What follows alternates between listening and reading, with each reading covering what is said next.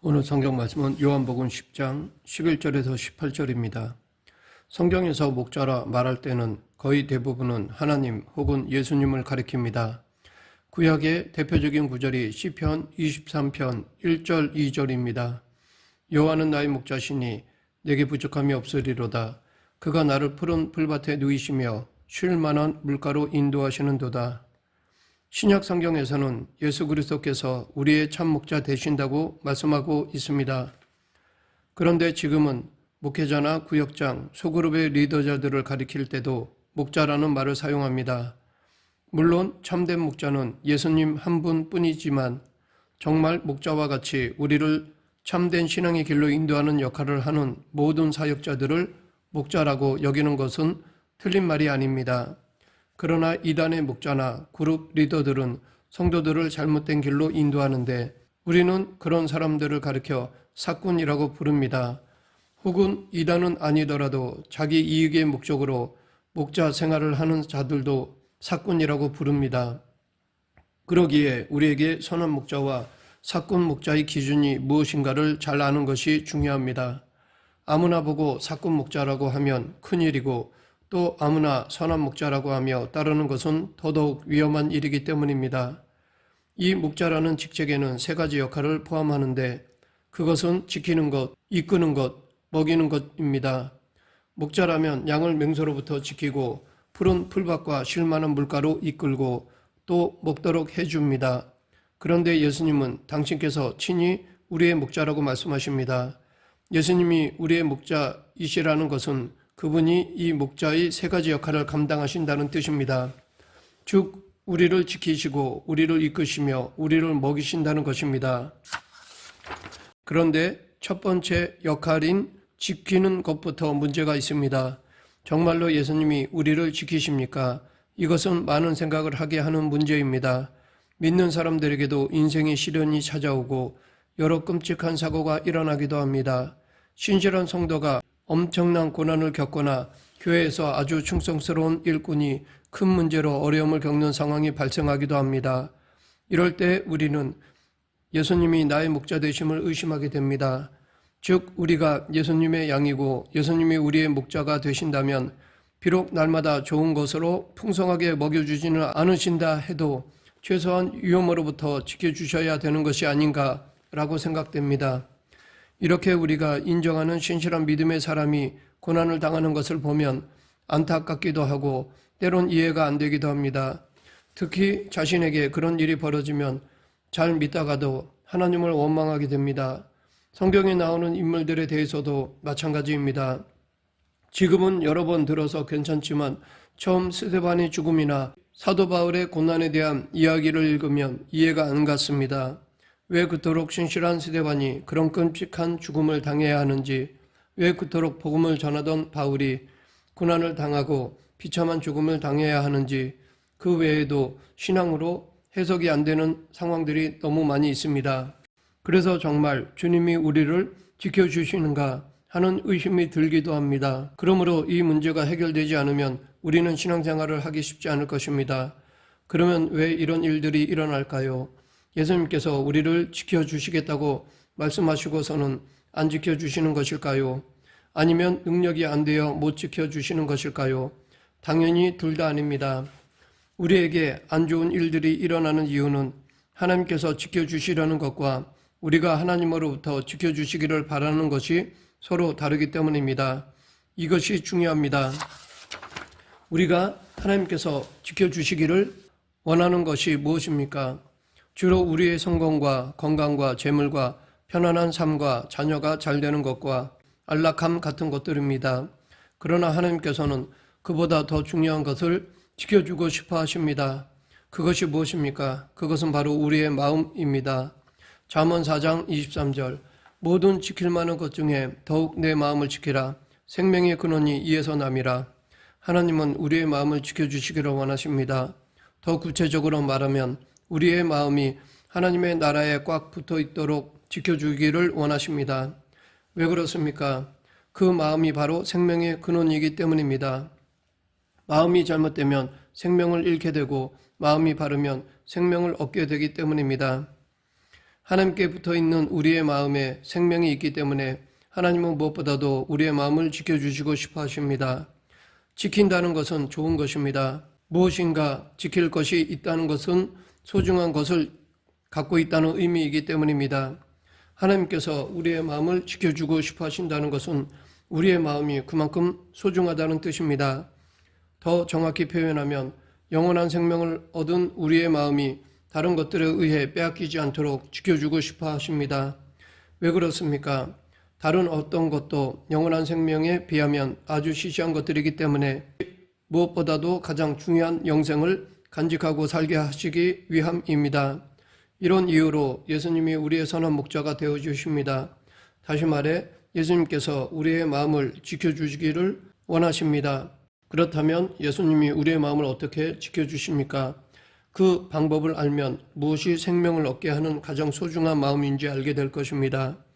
예수님께서 우리의 선한 목자가 되신다는 것을 이해하기 위해서는 두 개의 키워드를 이해할 필요가 있습니다.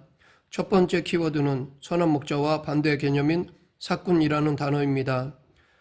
오늘 본문 12, 13절 삭군은 목자가 아니요 양도 제 양이 아니라 이리가 오는 것을 보면 양을 버리고 달아나나니 이리가 양을 물어가고 또 해치느니라.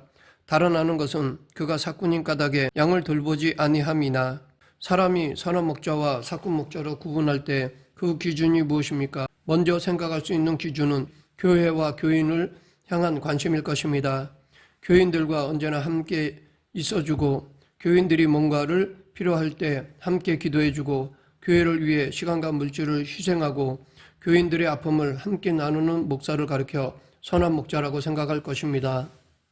반면에 교인들과 함께하지 않고 교인들의 사정을 전혀 모르고 돈과 명예를 좋아해서 돈이 되고 인기를 끌 수 있는 곳에 자주 가고 교회보다는 자기 가정의 일이나 교회 밖의 일을 더 소중하게 생각하는 목사를 가리켜 삭군 목자라고 생각할 것입니다. 이렇게 구분하는 기준이 아주 틀리지는 않지만 성경에서 말씀하는 정확한 기준은 아닙니다. 예수님께서 말씀하시는 기준으로 선한 목자와 삭군 목자를 구분하려면 예수님께서 말씀하신 의도를 알아야 합니다. 성경에 의하면 선한 목자는 무엇보다 마음을 지켜주는 목자를 말합니다. 오늘 본문 14절부터 16절 나는 선한 목자라 나는 내 양을 알고 양도 나를 아는 것이 아버지께서 나를 아시고 내가 아버지를 아는 것 같으니 나는 양을 위하여 목숨을 버리노라. 또 이 우리에 들지 아니한 다른 양들이 내게 있어 내가 인도하여 할 터이니 그들도 내 음성을 듣고 한 무리가 되어 한 목자에게 있으리라. 즉 우리의 마음이 하나님께 붙어 있도록 마음을 잡아주는 목자가 선한 목자입니다. 나는 내 양을 알고 양도 나를 아는 것이라고 하신 말씀은 단순히 시공간적으로 함께 있어 주거나 양의 사정을 잘 아는 정도를 뜻하는 것이 아닙니다. 이것은 우리의 마음이 하나님께 붙어 있도록 해주는 것을 말합니다.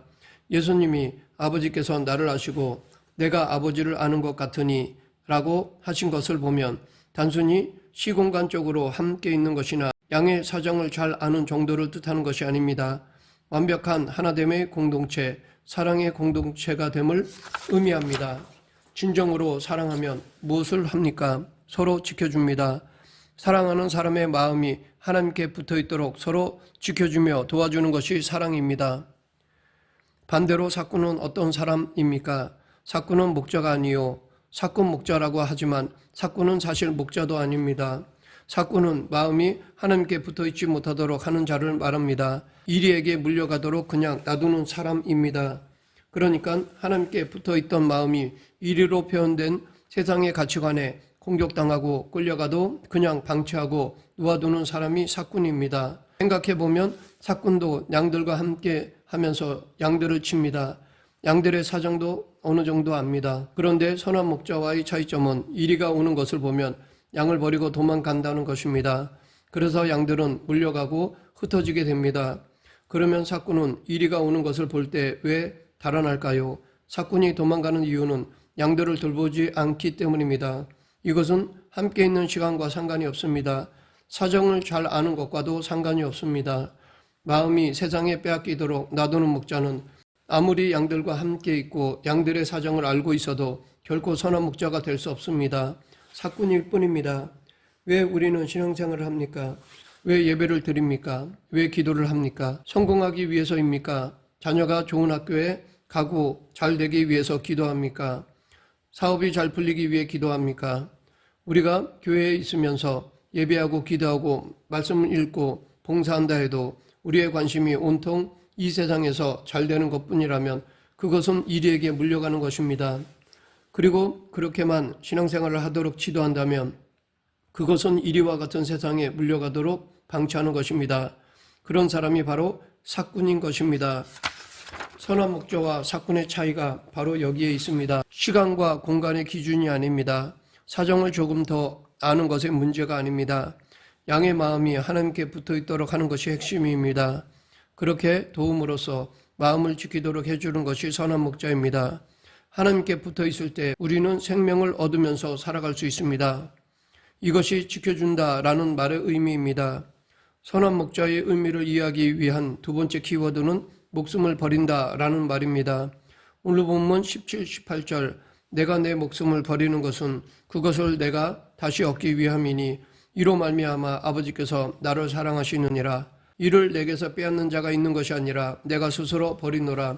나는 버릴 권세도 있고 다시 얻을 권세도 있으니 이 계명은 내 아버지에게서 받아노라 하시니라. 양들을 지키는 데 있어서 맹수가 오면 싸우다가 목숨을 버릴 수도 있는 것이 선한 목자라는 것입니다.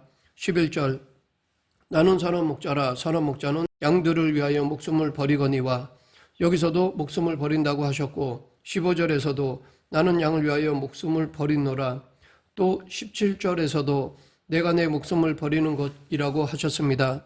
그런데 이 말씀의 의미는 우리가 그렇게 생각하는 것과는 조금 다릅니다.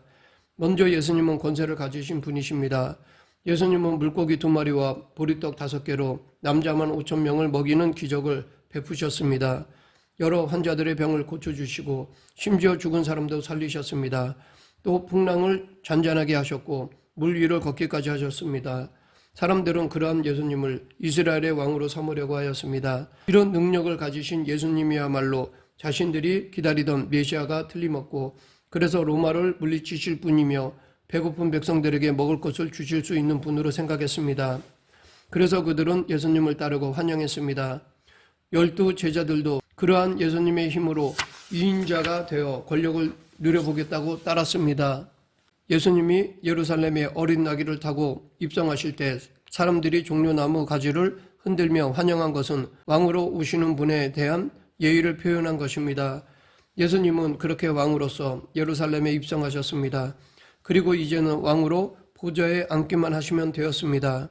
모든 사람들이 그런 예수님에 대해 큰 기대를 가지고 있었습니다. 그런데 바로 그때 예수님이 갑자기 이상한 행동을 하시는 것입니다. 그렇게 강력한 힘과 권세를 가지신 예수님이 너무나 무기력하게 잡혀가서 신문을 받고 아무 저항도 못한 채 그 끔찍한 십자가에서 사형을 당하신 것입니다. 이것은 예수님을 따르던 사람들에게 너무나 충격적인 사건이었습니다. 왜냐하면 그분께 기대했던 모든 것이 한순간에 날아갔기 때문입니다. 그러나 여기에 주님의 비밀이 있습니다. 이것이 선한 목자의 비밀입니다. 예수님은 오히려 죽으심으로써 이리에게 물려가는 우리를 구하신 것입니다. 세상의 힘과 기준을 따라가려 했던 우리를 세상의 가치관으로부터 구해주신 사건이 바로 십자가 사건입니다. 하나님께 붙어있던 마음이 세상의 가치관에 물려가게 되었는데 예수님은 그런 마음이 다시 하나님께 온전히 붙어있게 하시고 하나님 나라의 가치관을 갖게 하시려고 친히 십자가에서 죽으셨습니다. 더 이상 세상의 논리, 힘의 논리로 예수님을 바라보지 못하게 예수님을 따르면 한 자리 할 수 있기 때문에 따르는 것이 되지 않게 하기 위함이었던 것입니다. 예수님은 그렇게 자신을 죽음 앞에 내놓으셨습니다. 우리의 마음이 하나님께만 붙어 있도록 하나님 나라의 기준을 가지고 살도록 오직 하나님께만 소망을 두고 살도록 세상의 힘을 의지하지 않도록 지키시기 위함이었습니다. 즉 예수님의 죽으심은 우리의 생명을 지키시기 위함이었습니다. 그래서 예수님은 자신의 죽음을 가리켜 내가 스스로 버리노라 라고 말씀하신 것입니다. 그리고 자신에게 그렇게 버릴 권세, 즉 죽을 권세가 있다고 말씀하신 것입니다. 예수님은 권세가 있으신 분인데 그 권세란 요즘 권력자들처럼 자기 자신을 위한 권세가 아니라 스스로 죽으심으로 우리에게 생명을 주시는 권세였던 것입니다. 이처럼 예수님은 우리의 선한 목자이십니다. 선한 목자는 우리의 마음이 늘 하나님께 붙어 있도록 해주심으로써 세상의 마음을 빼앗겨 몰려가지 않도록 우리를 지키시는 분입니다. 말씀을 맺겠습니다. 목사만 선한 목자나 사꾼이 되는 것이 아닙니다. 예수 그리스도를 믿는 모든 성도가 여기에 해당됩니다. 우리 모두는 각자의 삶의 터전에서 세상의 가치관이 아니라 이리에게 마음이 빼앗기지 않도록 서로를 지켜주어야 합니다. 성경적 세계관으로 살아가도록 이끌어야 합니다.